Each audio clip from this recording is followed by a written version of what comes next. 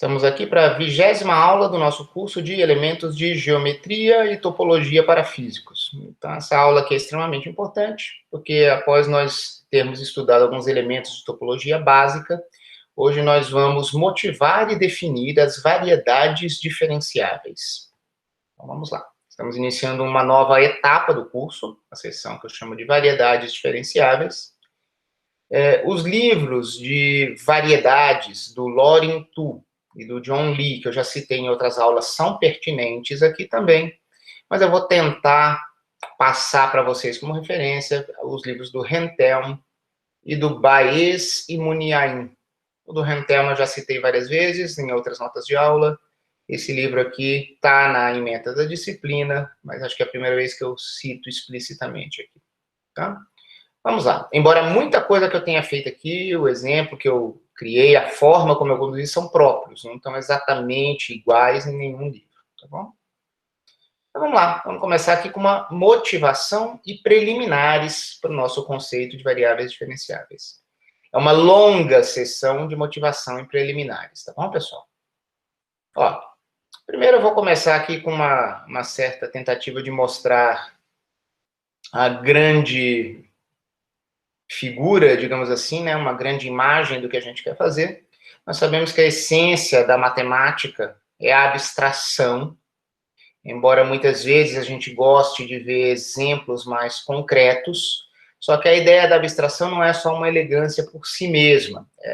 Nós nos despimos de complicações que tornam o mundo mais concreto, e às vezes algumas demonstrações são mais fáceis, alguns conceitos são mais facilmente absorvidos na sua essência, na sua forma mais abstrata, tá? Então é isso que nos leva para a matemática, é isso que nos guia, que me guia nos cursos de física e matemática que eu apresento para vocês, tá? Então, reparem, provavelmente o conceito de espaço topológico que nós vimos na última aula talvez seja o mais abstrato que muitos de vocês tenham visto em matemática, e realmente é abstrato, elementos de topologia geral. Mas até tem coisas mais abstratas, tá?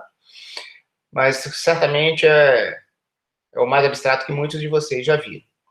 Agora, tem uma certa dualidade aqui. Nessa transição entre o abstrato e o concreto, você poderia imaginar, mais abstrato é porque deve ter mais abstrações, deve ter mais passos lógicos de difícil visualização. Sim e não. A noção de espaço topológico é bem abstrata, tem uma série de axiomas, mas mesmo um caso concreto como o cálculo no RN, que é o que a gente estuda lá nos nossos cursos de cálculo 2 ou cálculo 3, na verdade eles só parecem mais concretos porque tem um monte de estruturas matemáticas, tá? Mas é engraçado, às vezes você precisa de mais estruturas e você volta um pouco. Eu estou sendo confuso. O que eu quis dizer é que nessa linha do abstrato para o concreto, você não pode pôr uma linha de mais estruturas matemáticas ou menos estruturas matemáticas. Isso não é muito claro, tá? Eu vou querer só situar, gente. Enquanto o cálculo no RN certamente é alguma coisa abstrata para o cidadão comum, só que um pouco mais concreta para nós, como físicos, para vocês, como estudantes de física, e espaços topológicos certamente são objetos bem abstratos, nós vamos estar querendo navegar aqui no meio. Nós vamos definir na aula de hoje o que são variedades topológicas, que são espaços topológicos com um pouco mais de estrutura, tá bom? Só que nós vamos precisar de algo mais. Nós não vamos querer só ver o que são variedades topológicas, nós vamos querer construir o que a gente chama de variedades suaves, ou variedades diferenciáveis. Essas variedades diferenciáveis vão herdar essa estrutura topológica, dessas variedades topológicas, mas precisam de uma estrutura diferenciável do cálculo no RN, tá bom? Só que você não está necessariamente simplificando, nós vamos ter objetos aqui que serão curvas e superfícies generalizadas. Essa é a ideia. Então a gente pega um pouco de estrutura, adiciona a estrutura vindo para cá, vindo para trás. Bom, vamos lá. Só que a ideia de toda construção matemática pertinente é superponha diferentes estruturas para atingir o seu objetivo. Você sempre tem um objetivo, você quer descrever objetos de uma certa natureza. tá? Então, a essência para nós é pegarmos espaços topológicos, dotarmos espaços topológicos de uma estrutura topológica adicional que vai torná-las variedades topológicas. Mas também precisamos de uma estrutura diferenciável para que essas variedades se tornem suaves ou diferenciáveis. Vejamos. Eu vou começar aqui, vou ficar algumas páginas num exemplo de trabalho para tentar apresentar alguns conceitos pertinentes e motivar tudo para vocês, tá bom? Pessoal, a uma esfera S1 a gente também chama de círculo unitário, se nós a visualizamos no plano R2. Então, tá aqui, é o círculo unitário marcado aqui em preto.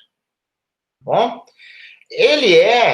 O círculo unitário é um espaço topológico. Nós vimos isso em aulas passadas, certo? Os seus abertos são todas as intersecções dessa linha aqui com os possíveis conjuntos abertos do R2. Então, por exemplo, se vocês imaginassem uma bolinha aberta no R2 aqui, quando ela faz uma intersecção com S1, sobraria esse pequeno arco de intervalos abertos, como sendo um dos abertos do S1.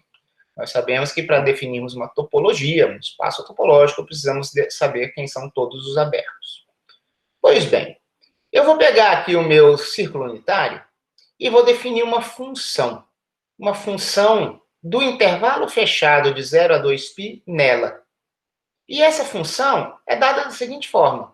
Eu pego um número θ, que pertence ao intervalo I de 0 a 2π, e associo a cada θ um par ordenado. Portanto, vive no R2.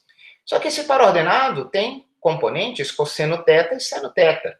Então, a soma dos seus quadrados é 1. Então, mais do que pertence ao R2, isso aqui é um ponto da uma esfera, do círculo unitário. Tudo bem? Notem, essa função é contínua, porque as componentes cosseno θ e seno θ são contínuas.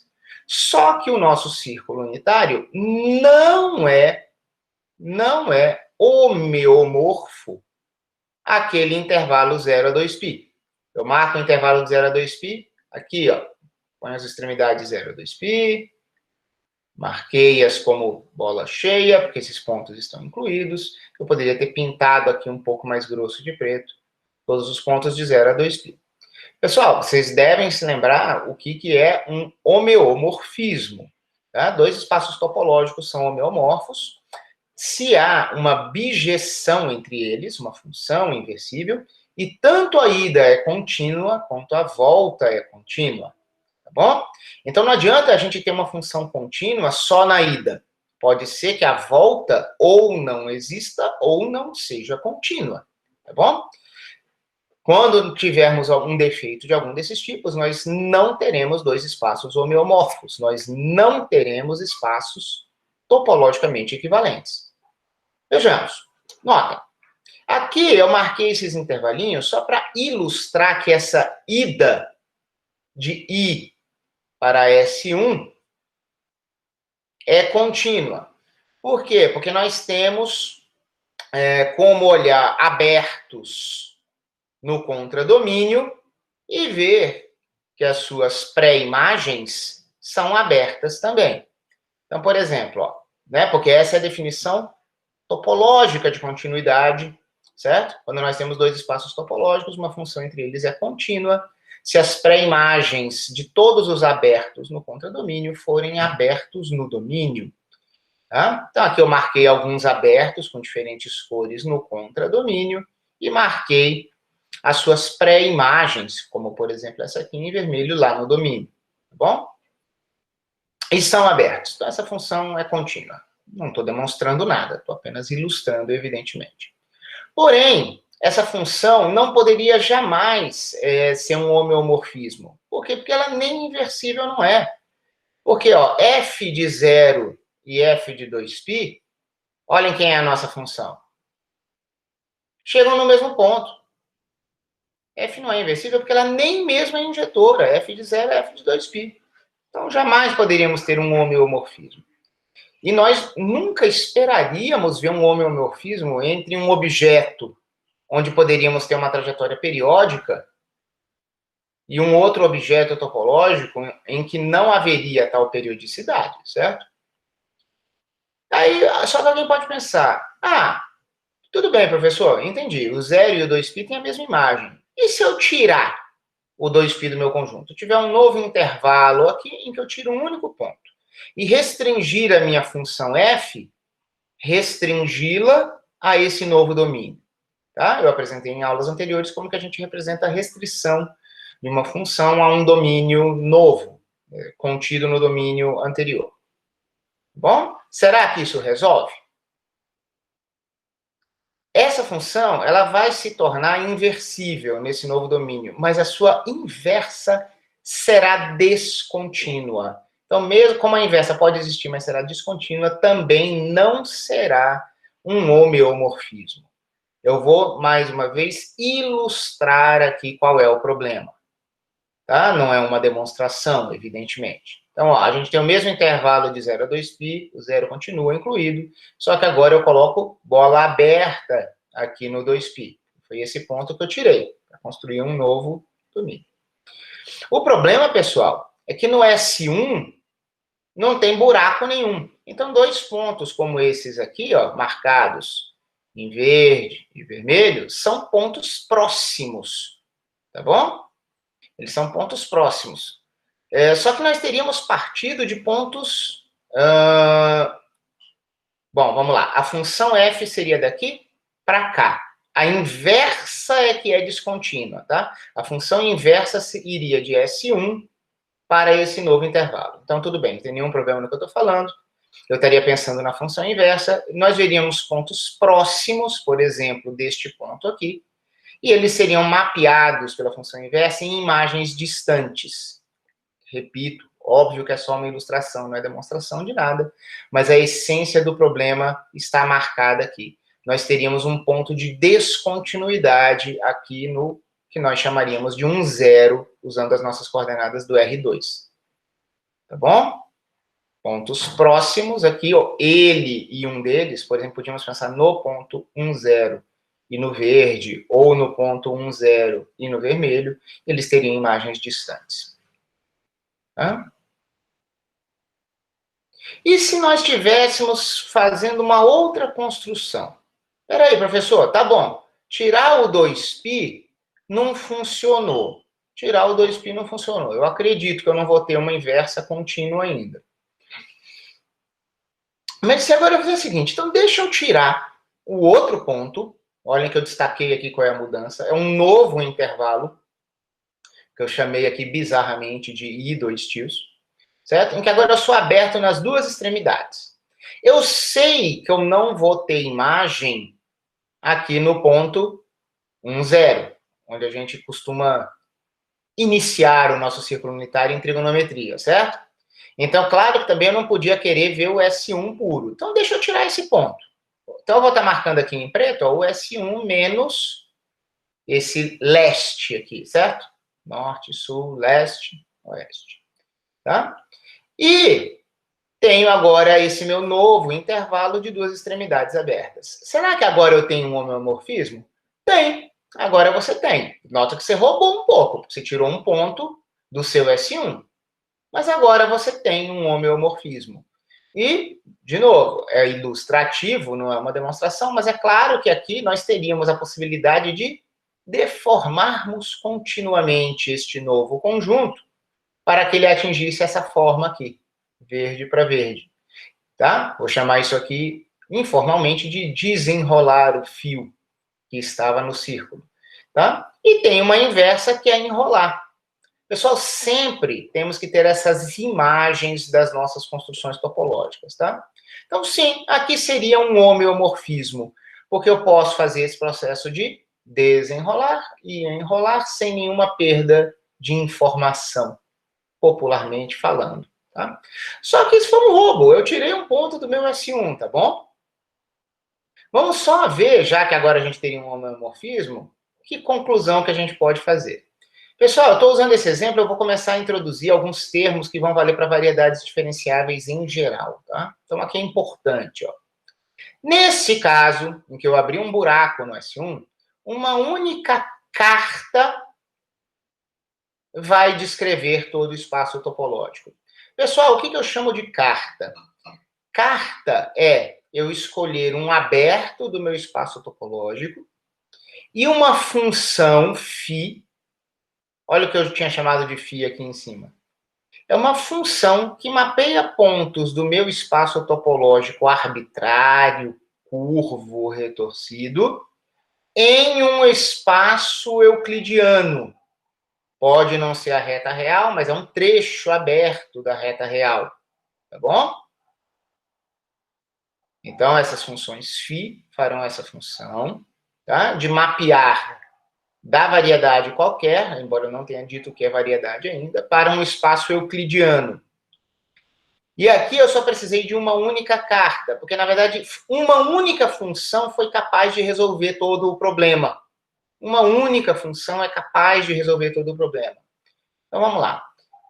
Deixa eu ler aqui com mais calma para vocês entenderem o que eu quero dizer. Neste caso, uma única carta, que é um parzinho UF, descreve todo o espaço topológico, que é aquela minha esfera menos um ponto, eu chamei de X, pois para qualquer ponto do meu conjunto, qualquer um dos pontos que pertence ao meu conjunto, basta eu escolher um único aberto, que eu vou chamar de U. No caso, o aberto coincide com o espaço topológico. Pessoal, é tudo que está aqui em preto, tá? E virou o verde. O verde é o U. Nós sabemos que num espaço topológico, temos que considerar uma topologia, tem uma série de subconjuntos, e o próprio espaço topológico é um dos abertos da topologia necessariamente, certo? Então, aqui a gente escolhe esse U sendo um aberto que coincide com o próprio espaço. Então, nesse caso, a gente só precisa de uma única carta, só vamos ter um aberto, uma única função, porque quando a gente faz isso, a gente obteve um homeomorfismo. É um homeomorfismo entre qualquer vizinhança de qualquer ponto e a reta real, ou um trecho da reta real. Tá bom? Vamos falar com um pouco mais de calma, que eu sei que pode estar confuso. Ó, explicitamente, a função que pega a minha esfera menos um ponto e me dá um número no aberto de 0 a 2π, aberto no 0 e aberto em 2π, ela será a inversa de uma função que faz o sentido contrário, que é a que pega números no intervalo aberto em 0 e aberto em 2π e me manda para o espaço topológico. Essa eu sei escrever.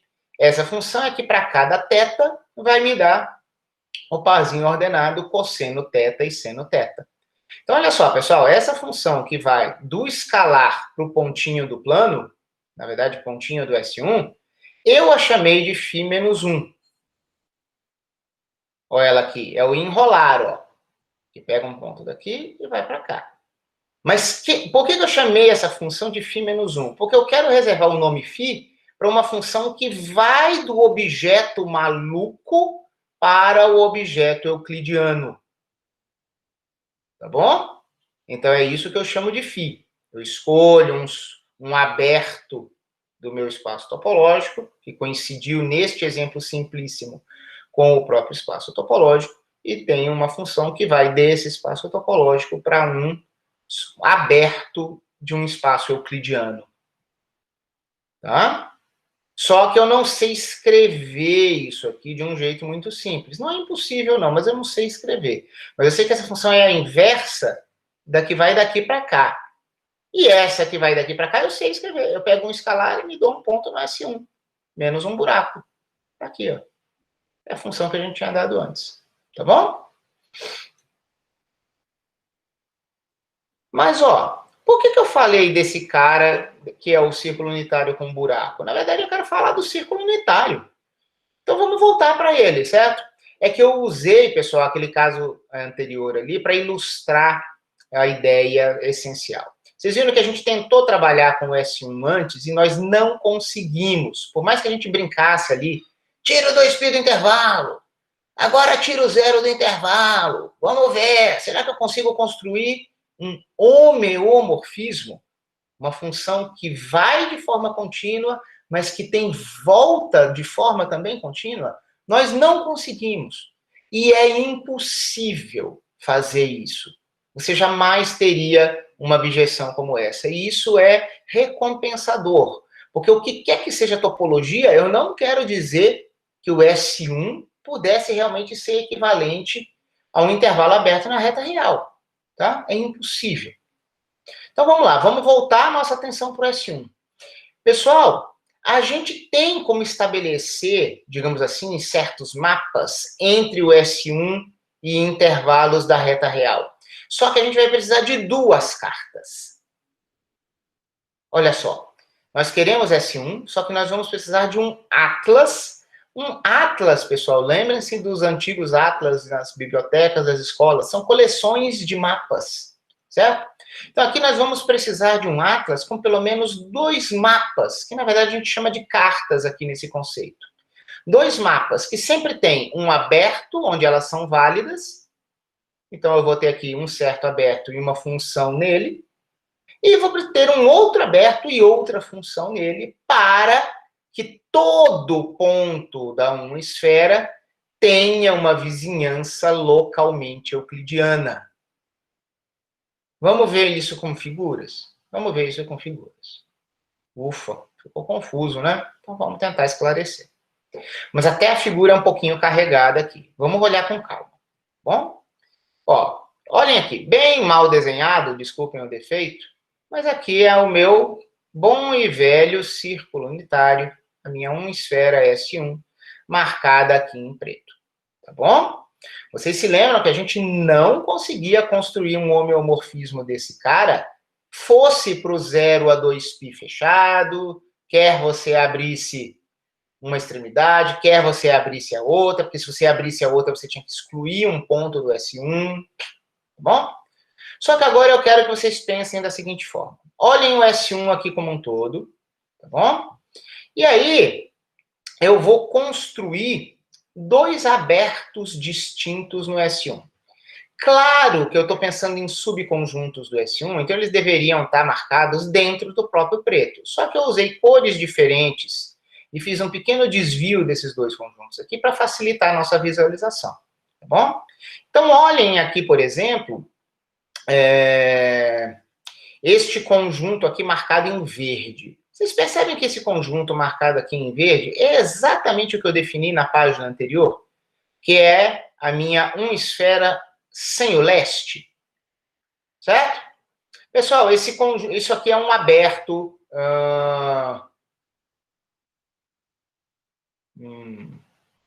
Tá, esse aqui é um aberto da minha S1. Então, olhem só, tá ele aqui.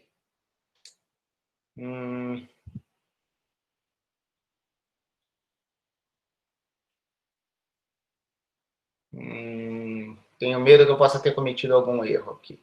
Mas vamos lá, e se eu tiver cometido um erro, depois eu corrijo isso, tá bom? Eu só quero mostrar a ideia para vocês aqui das duas cartas. Vamos lá. Eu vou chamar de U1 esse conjunto aqui, tá? Contido no S1. Tá bom? Em verde. Só marquei ele aqui um pouco mais largo para visualização. E eu vou ter um outro conjunto, o 2, que é esse cara aqui em vermelho. Pessoal, em vermelho é o S1 com a retirada do oeste. Com a retirada do oeste. Tá bom? E eu vou, sugestivamente, marcar aqui dois ângulos.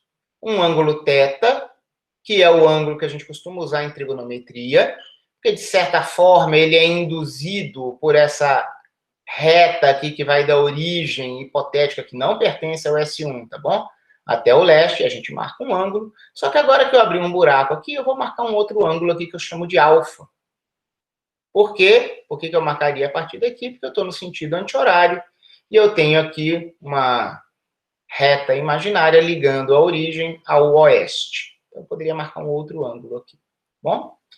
Olhem, são dois abertos distintos do S1. O 1 e o 2. Tá bom? Notem que a união deles é o próprio espaço topológico que nós estávamos considerando anteriormente. Certo? A nossa esfera. Tá? E nós podemos pensar aqui em duas funções. Pessoal, notem que são domínios distintos, Então, a gente vai ter funções distintas. Eu posso ter o φ1 como sendo uma função que mapeia pontos em verde para um intervalo de 0 a 2π, sem incluir as extremidades, como nós fizemos na página anterior, tá bom? Agora, eu posso ter uma função φ2 que também mapeia pontos do S1 com um buraco no intervalo de 0 a 2π aberto nas duas extremidades. Só que ele é uma função diferente, porque ele tem um domínio diferente. O domínio vermelho da função φ2 não é o mesmo domínio em verde da função φ1, tá bom? Ok, são funções distintas, mas esses dois possíveis domínios, dois possíveis abertos, têm a sua união preenchendo todo o S1. E daí? Olha só o que eu vou fazer aqui agora. Notem a analogia com a construção que eu fiz antes.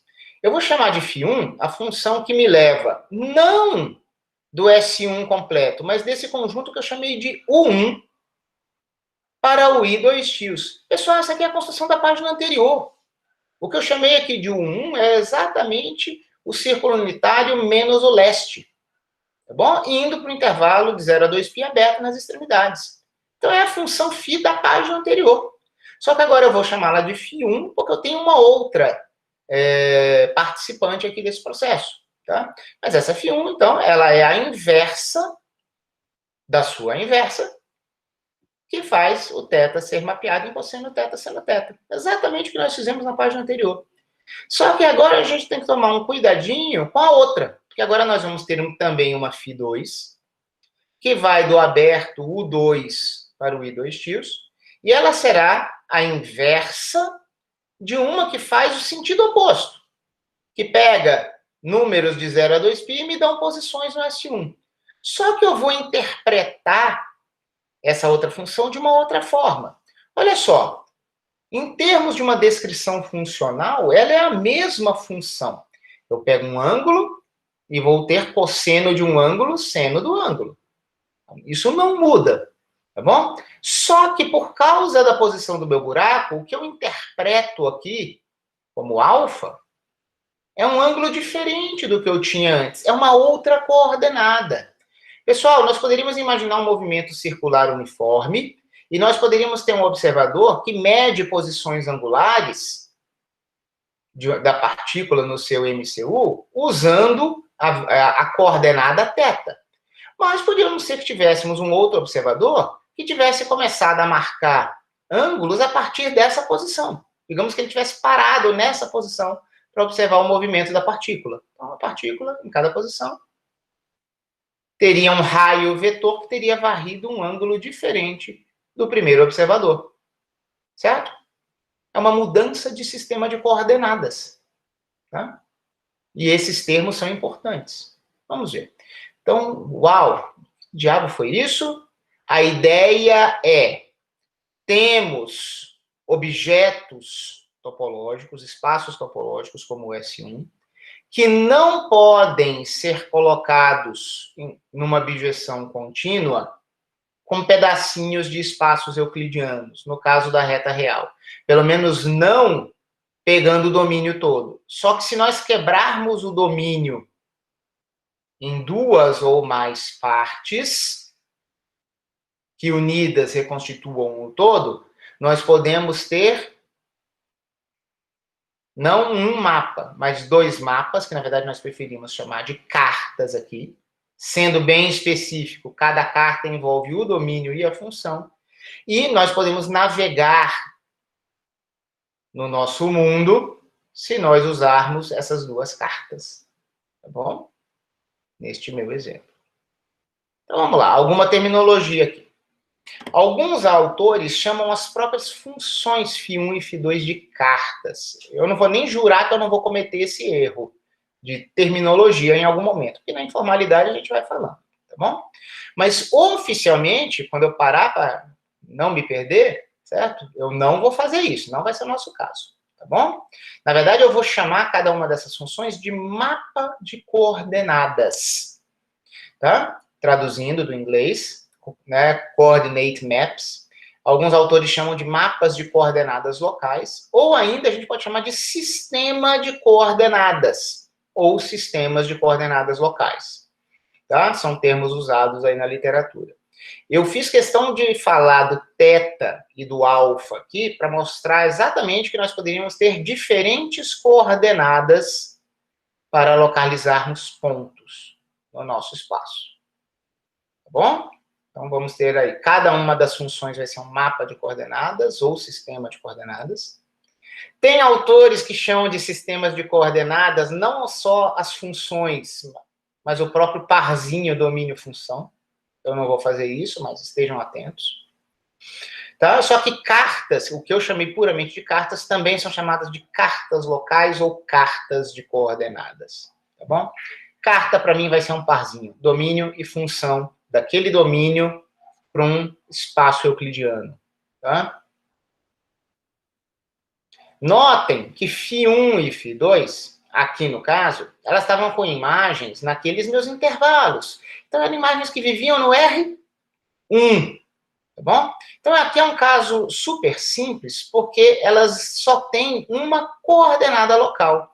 Pessoal, quando a gente tem uma função vetorial, a gente vai se deparar com isso daqui a pouco, por exemplo, o próprio θ indo para o parzinho cosseno θ, seno θ. Ela tinha duas componentes, não era?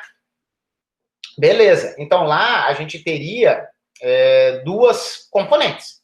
A volta tinha uma componente só. Então, nesse caso, cada componente que existir, no nosso caso é uma só, no exemplo que eu concebi aqui para nós, a gente chama de coordenada local. Então, no caso aqui, eu tenho coordenadas locais θ e alfa, tá bom? Agora, nós, principalmente em física, estamos muito acostumados a falar em mudanças de referencial, ou, no caso, mudanças de coordenadas. Então, nós temos que aprender a traduzirmos coordenadas de um sistema para outro, pelo menos quando isso for possível. Notem, pessoal, nem sempre vai ser possível. Nós temos pontos, voltemos lá para o nosso desenho, em que isso não é possível. Mas, por outro lado, nós temos pontos, como esses aqui, ó, que podem ser descritos tanto por um sistema de coordenadas quanto por outro. Então, nós gostaríamos de ser capazes de traduzirmos ou transicionarmos de uma descrição de um ponto para outra descrição do mesmo ponto. Coordenadas são sempre descrições arbitrárias, né, pessoal? Mas o ponto é um só. Tá? Então, a gente precisa explicitamente falar, e nós vamos falar, em mudanças de coordenadas. Em física, a gente costuma falar de mudanças de variáveis, né? Mesmo que a gente não estivesse se localizando, mas pode ser um termo aí que eu acabe usando. Os livros de variedades diferenciáveis chamam essas mudanças de coordenadas de mapas ou funções de transição. Pessoal, qual é a ideia? Tá? A gente vai ter mais desenhos, principalmente na próxima aula, mas é o seguinte, notem essas composições de funções aqui. Cada uma das nossas φs cada uma delas vai de um certo espaço topológico para no caso, para os reais. Se eu pegar a inversa de uma delas, eu vou dos reais para o S1. E indo do S1 para os reais, eu vou dos reais nos reais. Pessoal, eu consigo construir uma função dos reais nos reais se eu fizer tanto esta composição aqui, em que φ1 permanece como está, φ2 é invertida e é quem atua primeiro, quanto no sentido oposto. Pessoal, essas funções aqui, elas têm que ser construídas na intersecção, nos pontos que pertencem aos dois abertos que nós usamos para cobrir todo o nosso S1. Então, nesse caso, eles coincidem, tá? Vocês podem verificar aí que uma coordenada tem a ver com a outra somada com π. Olha só. Pega esse ponto aqui. Em alfa, quanto que ele seria, pessoal? Ele seria π sobre 2, porque nós teríamos varrido somente daqui para cá. Π sobre 2. Qual é a coordenada desse ponto? Θ, no sistema θ. Todo mundo enxerga que quero chegar aqui. Ele é 3π sobre 2, que é π sobre 2 mais π. Tudo bem? Então, você soma π para você chegar no outro sistema de coordenada. Então, essas duas funções de transição, né, coincidem nesse caso, porque o leste e o oeste estão diametralmente opostos, né, pessoal? Mas podia ser diferente. Então, eu sei que isso aqui está muito informal, mas eu quero que vocês pensem nisso. Eu quero que vocês construam mapas de transição envolvendo uma terceira hipotética carta, tá? Agora, eu quero que vocês pensem num domínio em que vocês excluiriam o Polo Norte e não mais o Oeste. E eu quero que vocês excluam o Polo Norte e combinem isso com a carta que excluiu o Leste, que foi aquela que a gente começou tudo. Tá? Então, por isso que eu falei Φ1. Ó, o 1 é aquele domínio que eu excluo o Leste. E eu estou definindo o 3 aqui como sendo o domínio que eu excluo o Norte. Então, agora nós teremos buracos no S1 para definir cada um desses abertos que não estão diametralmente opostos, tá bom? E vocês vão varrer um ângulo com uma nova coordenada local, como sendo o ângulo varrido no sentido anti-horário a partir das 12 horas, porque agora eu estou excluindo o norte, tá bom? Quero que vocês calculem, né, construam os mapas de transição nesse caso aqui, para ver se vocês têm algo parecido com translação em pi, ver se são iguais ou não. Bom, quebrem a cabeça aí um pouquinho. Pessoal, o que eu tentei falar com tudo isso? Tá? Olha só, aqui eu vou ler diretamente, porque eu achei que ficou bem conciso e ilustrativo. Tá? Então, a ideia é que a nossa esfera, nosso círculo unitário, ele é um espaço topológico, mas ele não é um espaço topológico qualquer. Ele não é um espaço topológico qualquer. Ele possui o que eu chamei aqui informalmente de estrutura topológica suficiente para que seres pontuais hipotéticos que vivessem no círculo unitário tivessem a liberdade de pensar, de imaginar que eles estão na reta real. Por quê? Porque em cada ponto que eles estejam, eles sabem que eles vivem num mundo que é homeomorfo localmente a um intervalo aberto da reta real. Eles teriam todo o direito de achar que vivem numa linha reta, tá bom? Então, se eles realmente fizerem apenas observações locais, eles sempre vão estar numa vizinhança localmente euclidiana, tá bom? Claro que você poderia detectar que você não vive na reta real se você fosse um desses seres hipotéticos, deixasse uma marquinha no chão, digamos assim, seguisse para sempre em linha reta, sempre para frente, só que você, eventualmente, se você vivesse na S1, você voltaria ao ponto onde você deixou aquela marquinha, por mais que você achasse que você só andou para frente e nunca para trás. Certo? Mas isso aí seria uma observação global e não local. Se você faz observações apenas locais, você acha que você vive na reta. Tá? Então, isso é o que esses seres teriam liberdade de pensar, mesmo que, eventualmente, eles precisassem mudar de mapa. Pessoal, não existe um único mapa de reta real para esses seres. Eles precisam mudar de uma carta 1 para uma carta 2, como eu tentei ilustrar para vocês. Tá? Agora eu vou motivar o resto da aula. Isso tudo que eu falei foi sobre a estrutura topológica, certo? Qual é a ideia? Juntar recortes euclidianos, 2 ou mais. Tá? No caso em que você não precisa de 2, que você vive em um só, você é euclidiano. A minha esfera sem um ponto, ela, para todos os fins práticos, ela é um intervalo aberto da reta real. Eu não teria periodicidade. Eu não teria como concluir o meu movimento periódico, certo? Mas o S1 de verdade não é assim. Então, essa foi a minha estrutura topológica, mas isso não basta. Essas trocas de coordenadas, as trocas de mapa, devem ser suaves em algum sentido, para que a gente possa generalizar ideias de derivadas e integrais no S1 e em objetos mais gerais.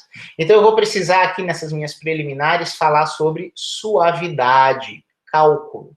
Então, há uma série de conceitos de cálculo, que alguns de vocês provavelmente já sabem todos, mas prestem atenção, porque, no mínimo, notação nova eu posso trazer aqui, tá? Pessoal, lá no cálculo 2, a gente, né, acho que é universal em todas as universidades, a gente costuma estudar funções reais de várias variáveis reais, tá bom? A gente tem aqui um aberto, um certo domínio do Rn nos reais. A gente chama isso de uma função real de variáveis reais. Tá? A gente começa trabalhando com os casos 2 e 3. Então, uma função como essa, ela é dita de classe CR, tá? Um conceito que eu imagino que seja familiar para muitos, se todas as derivadas parciais até a ordem R existirem e forem contínuas no ponto em questão. Então, olha só o que eu estou dizendo aqui, pessoal. Imagina que você tem 3 variáveis, então n seria 3. Ao invés de chamar de x1, x2, x3, a gente costuma chamar de x, y, z. Pode ser que a gente tenha derivado em relação a x várias vezes, em relação a y várias vezes, em relação a z várias vezes. A gente sabe pela notação de derivada parcial que aqui em cima a gente soma esses números de vezes em que derivações ocorreram. Tá bom? Então tá aqui, uma derivada parcial só escrita desse jeito aqui, ó. De um jeito diferente, tá? Podia ser um del2, podia ser um del3f, del x2, del z1, tá bom? Segunda derivada em relação a x e uma em relação a z, por exemplo, tá? A única diferença que talvez vocês estranhem, mas não deveriam estranhar mais nesse curso, é que ao invés de falar de x, y, z, a gente indexa as nossas variáveis, porque elas podem ser n, e vocês devem se lembrar que coordenadas a gente coloca no alto, que serão componentes contravariantes de vetores, que vão da origem até os pontos em questão. Então, se todas essas derivadas parciais existirem e forem contínuas até a ordem R, num dado ponto do nosso domínio aberto, nós vamos dizer que a nossa função em questão é de classe CR. Tá bom? Eu vou pôr aqui uma anotação para cada derivada parcial simples, é um objeto até mais simples do que o que a gente tem lá, mas é só para ficar compacto, ó. Lembrem-se que a gente escolhe deslocar um ponto em uma certa direção. Essa direção é dada por um vetor, né? É um ponto no Rn em uma única direção, para ser uma derivada parcial naquela variável. Pessoal, x é um ponto do Rn. Eu estou fazendo funções do Rn nos reais, tá bom? Então, aqui eu somo um deslocamento no Rn. Um deslocamento de módulo t numa direção dada por esse versor diretor aqui. É um jeito meio chique de escrever uma derivada parcial, mas é a mesma ideia que vocês conhecem. É para não ter delta x, delta y, delta z. A gente escreve aqui dessa forma. Tá bom? E essas aqui são as derivadas parciais simples. Aqui são as derivadas de ordem α1 mais α2 até mais αn, de ordem R. Tá? Agora, a gente pode formar também funções vetoriais, né, pessoal? Nós podemos, ao invés de termos funções que vão nos reais, a partir de n variáveis reais, nós podemos ter funções que vão no Rm. Pessoal, aqui é só a ideia de componente, né? Tá? Qual que é a ideia? Nós vamos imaginar que nós vamos ter várias componentes, que são funções reais, de n variáveis reais, só que nós teremos uma, duas, três, quatro, m componentes dessas. Então, o que eu vou chamar de g aqui nessa sequência vai ser uma função vetorial, em que eu tenho m componentes, cada uma delas, m componentes, cada uma delas é uma função real de n variáveis reais. Tá?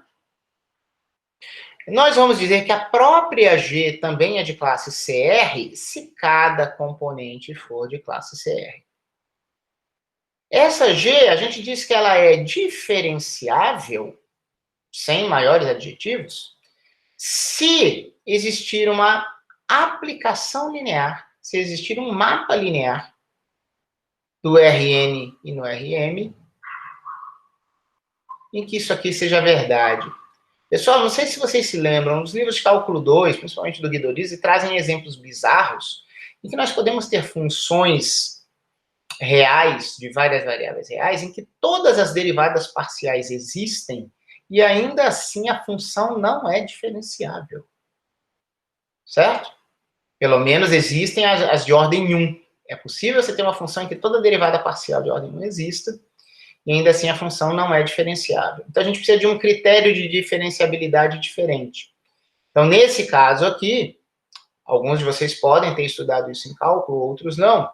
Nós temos uma função no Rn, é uma função vetorial, tá bom? Imagina que você tem um deslocamento numa direção qualquer no seu Rn. Essa aqui é a variação da sua função, com um incremento vetorial h. Ora, diferenciabilidade tem a ver com a noção de existência de derivada, que a gente visualiza no caso dos reais, do R1, né, da reta real, como existência de uma reta tangente. No caso, pessoal, a ideia geral disso é a existência de uma aproximação linear. Se a diferença na minha função, quando eu faço um pequeno incremento no meu argumento, puder ser aproximada de uma forma linear, por algum tipo de hiperplano, digamos assim, certo? Isso, aproximar, isso quer dizer que esse limite vai para zero, nós vamos dizer que existe uma aplicação linear, nós temos uma diferenciabilidade da função vetorial g nesse caso. Analisem essa definição com calma, eu estou falando muito rápido aqui, certo? Eu imaginando que vocês já conhecem isso. Eu só faço a seguinte observação. Como é uma função do Rn, nariz, no Rm, Maria, essas normas aqui não são iguais, tá? Essa norma aqui é no Rn e essa aqui está nas imagens, então é uma norma em Rn, tá? Se a sua aproximação realmente for linear, tá certo? Você tem esse zero aqui é um tipo de cancelamento, é como se você fizesse as suas razões incrementais do cálculo 1 menos a derivada, tá? Para dar zero. Ao invés de você só fazer a razão incremental dando um número, que é a derivada, como aqui não é um número, é uma aplicação linear, é como se a gente puxasse a derivada na definição do limite e exigisse que desse zero para que a derivada existisse. Essa é uma generalização. Para que essa aplicação linear seja a derivada de uma função vetorial, tá bom? Então, esse mapa é a derivada da função vetorial g. E o interessante é que a sua matriz nas bases canônicas é a matriz jacobiana. É a matriz cujo elemento ij é a derivada em relação à variável xj da iésima componente. Tá bom? É a matriz jacobiana.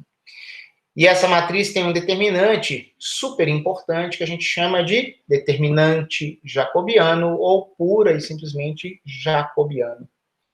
Isso é absolutamente essencial para a gente analisar as possíveis mudanças de variáveis. Vamos lá. Um pouco mais de terminologia, vocês vão precisar olhar isso com calma, embora alguns de vocês já devam conhecer esses termos. Tá? Funções que são de classe CR para qualquer R, em qualquer nível de exigência que você estabeleça, elas são ditas C infinito, ou suaves. Tá? Suaves, no termo em inglês, é smooth. Então, esse é um termo essencial aqui para a gente. Tá? Outro conceito, ligado aqui a cálculo. Sabe aquela história de homeomorfismo entre dois espaços topológicos em geral? Tá bom, vamos pensar aqui em homeomorfismos, não entre espaços topológicos em geral, mas entre espaços topológicos, onde a gente sabe fazer cálculo, tá bom? Então vamos pensar aqui, não em espaços topológicos gerais, mas em dois abertos do Rn, tá bom? Vamos estabelecer um homeomorfismo entre dois abertos do Rn. Nós sabemos que pela topologia induzida de subespaço, esses subconjuntos do Rn são dois espaços topológicos. Só que no Rn a gente sabe fazer cálculo, tá? A gente vai aprender a fazer cálculos em espaços topológicos na próxima aula. Mas por enquanto a gente só sabe fazer isso nos espaços euclidianos. Tá bom, então você tem um homeomorfismo. Só que se eu estou falando de domínio e contradomínio no Rn, e eu sei fazer cálculo, eu posso perguntar, eu sei diferenciar? Pessoal, esse homeomorfismo entre U e V, ele passa a ser chamado de difeomorfismo, que sugere diferenciabilidade, se tanto a ida quanto a volta, mais do que contínuas, forem suaves, ou seja, forem de classe C infinito. Tudo bem? É um homeomorfismo especial. Você não tem só continuidade, você tem arbitrária diferenciabilidade. Quando isso existir, nós vamos ter um difeomorfismo. E por que isso é importante? porque nós vamos usar esse conceito de difeomorfismo para nós definirmos variedades diferenciáveis. Antes da gente ir para essas definições centrais para a gente, vamos só, nessa breve revisão de cálculo, enunciar o importantíssimo teorema da função inversa, tá? Pessoal, se nós tivermos uma aplicação aqui do Rn em si mesmo, certo? Mas possivelmente aqui pegando um subconjunto do Rn. A gente sabe calcular o jacobiano de uma transformação como essa. Tudo bem? Se eu tiver uma função suave como essa e o jacobiano não for nulo num certo ponto, se o jacobiano não se anular, então vai existir uma vizinhança desse ponto, cuja imagem, uma vizinhança aberta, cuja imagem também será aberta, e existirá um difeomorfismo entre esses abertos. Leiam depois com calma isso aqui. Vamos ver uma figura para facilitar a vida?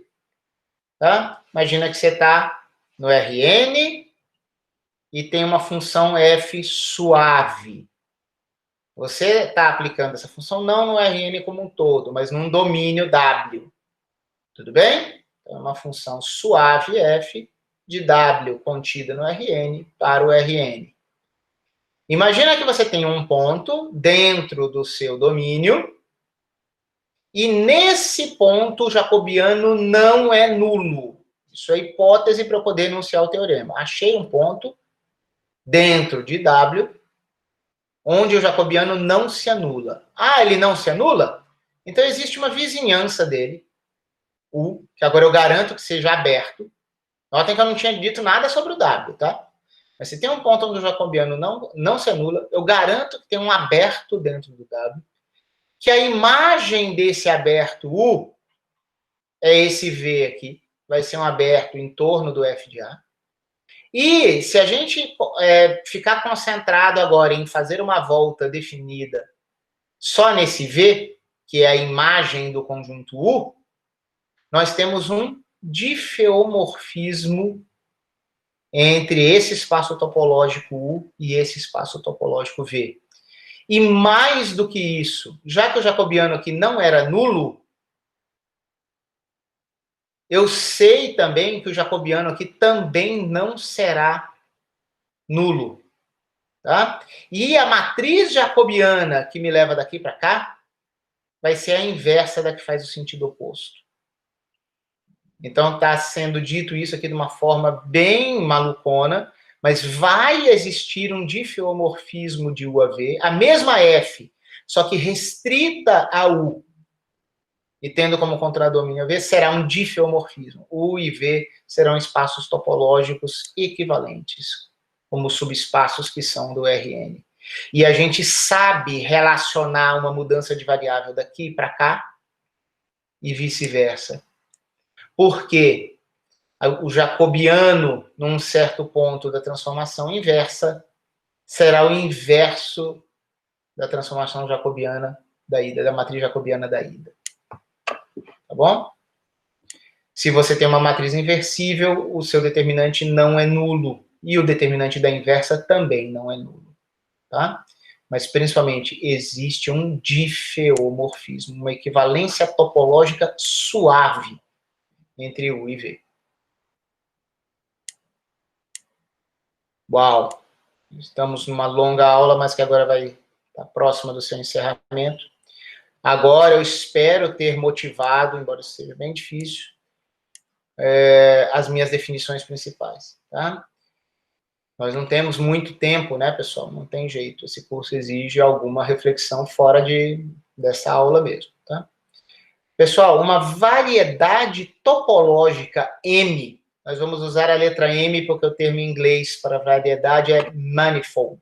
Começa com a letra M, tá? Então, uma variedade topológica M-zão de dimensão Nzinho é um espaço topológico com estrutura topológica legal, que nem o S1 que eu tentei ilustrar no começo da aula. O que é uma estrutura topológica legal? É um espaço topológico, primeiro de Hausdorff, certo? Aquele critério de separabilidade de quaisquer dois pontos, não importa quão próximos eles estejam dentro do seu espaço topológico. Lembra aquele conceito de base de um espaço topológico? Pois bem, para eu ter uma variedade, além de ser Hausdorff, o meu espaço topológico tem que ter uma base enumerável.